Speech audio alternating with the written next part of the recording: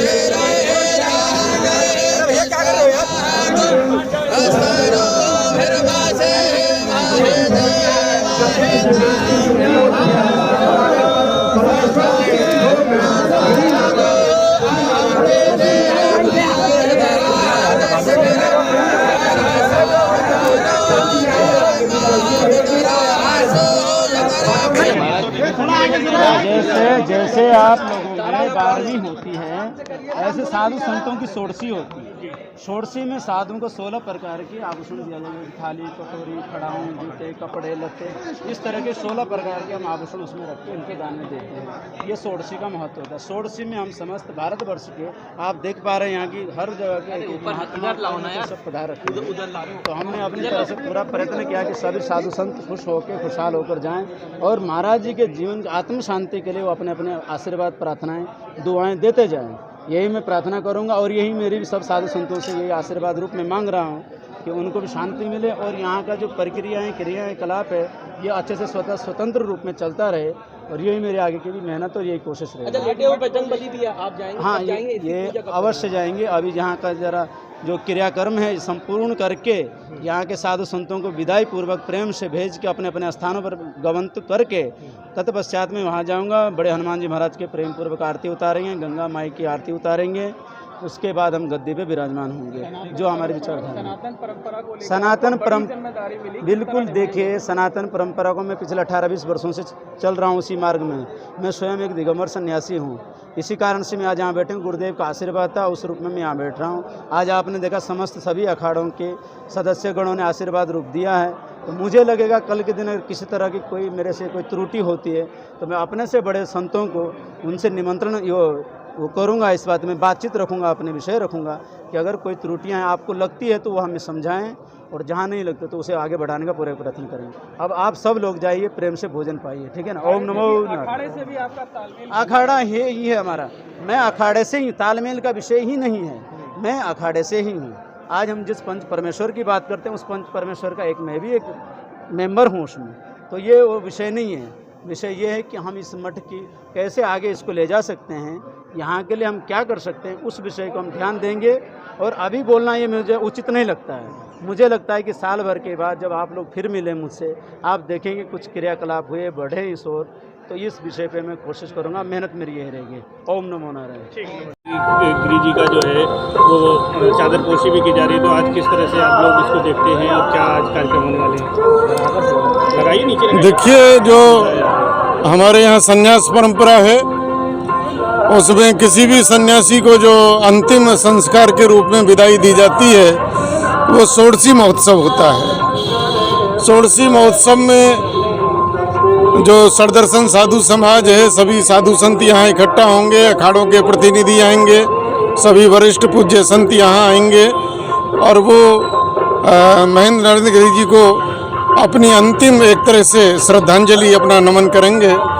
और साथ ही साथ षोडशी के समय ही जिस प्रकार से गृहस्थ में परंपरा होती है कि 13वीं वाले दिन पगड़ी होती है, तो इसी प्रकार से संत परंपरा में भी षोडशी वाले दिन जो भी उनकी गद्दी पर उनका उत्तराधिकारी होता है तो उसकी चादर होती है।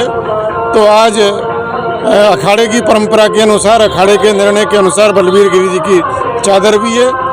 तो नरेंद्र गिरी जी महाराज जी को श्रद्धांजलि है और बलवीर गिरी जी को हमारी शुभकामना और बधाई है। ये बताएंगे, जैसे जूना अखाड़ा सबसे बड़ा अखाड़ा है, अखाड़ा परिषद के अध्यक्ष भी थे महंत नरेंद्र गिरी जी, तो क्या आज उनके उस पद को लेकर भी कोई चर्चा होगी? तमाम साधु संत रहेंगे? नहीं, आज इसकी कोई चर्चा नहीं होगी। ये तो अखाड़े के प्रतिनिधि अलग से कभी बैठक करेंगे, वो कोई बहुत बड़ा विषय नहीं है, वो तो कभी भी बैठक करके वो कर लेंगे। जूना अखाड़े के अध्यक्ष अभी आए थे प्रेम गिरी महाराज, उन्होंने कहा है कि ये पद जो है जूना अखाड़ा सबसे बड़ा अखाड़ा, उनको मिलना चाहिए अखाड़ा परिषद अध्यक्ष का पद। अब इस पर तो अखाड़े ही जो निर्णय लेंगे तो वही निर्णय मान्य होगा। तो क्या जूना अखाड़े को मिलना चाहिए? क्या कहेंगे आप भी तो हैं। 13 अखाड़ों में किसी को भी मिल जाए, हमें कोई आपत्ति नहीं। तो क्या इसको लेकर विवाद खड़ा किया जा रहा है? क्या कहेंगे? कोई विवाद नहीं है। संत लोग बैठेंगे बड़े प्रेम से, जिसको भी अध्यक्ष बनाना होगा वो आराम से बना देंगे और आपको खबर कर देंगे। और क्या कार्यक्रम हुआ है पूरा? स्वामी बलवीर गिरी जी को यहाँ का उत्तराधिकारी नियुक्त किया गया है। जो नरेंद्र गिरी जी महाराज की इच्छा थी उसी के अनुरूप ये सारा कार्यक्रम चला है और हमने भी उनके लिए कहा है कि आगे और उत्तरोत्तर इसकी वृद्धि करो और गुरु का नाम रोशन करो। पर क्या कार्यक्रम था आज सुबह? पहले क्या हुआ, उसके बाद? पहले संतों के प्रवचन हुए, श्रद्धांजलि हुई, सबने अपने अपने वक्तव्य दिए और सबने उनके प्रति श्रद्धा के फूल नमन किया उनको। उसके बाद फिर अभी पट्टाभिषेक के बाद अभी भोजन भंडारा होगा। ठीक है, अब मतलब कि वो लेटे हुए बजरंगबली का मंदिर भी और पूरे जितने भी इस संस्था से जुड़े हुए जितने भी मठ हैं और मंदिर हैं, सबके वो उत्तराधिकारी हैं। अच्छा, जहाँ समाधि स्थल है वहाँ उन्होंने पूजा भी किया है, नमन भी किया है अपने? जी, अपने गुरुओं को कौन नहीं नमन करता है। जो शिष्य है, अच्छा शिष्य है, वो तो गुरुओं को हमेशा ऊपर उठाता है ना।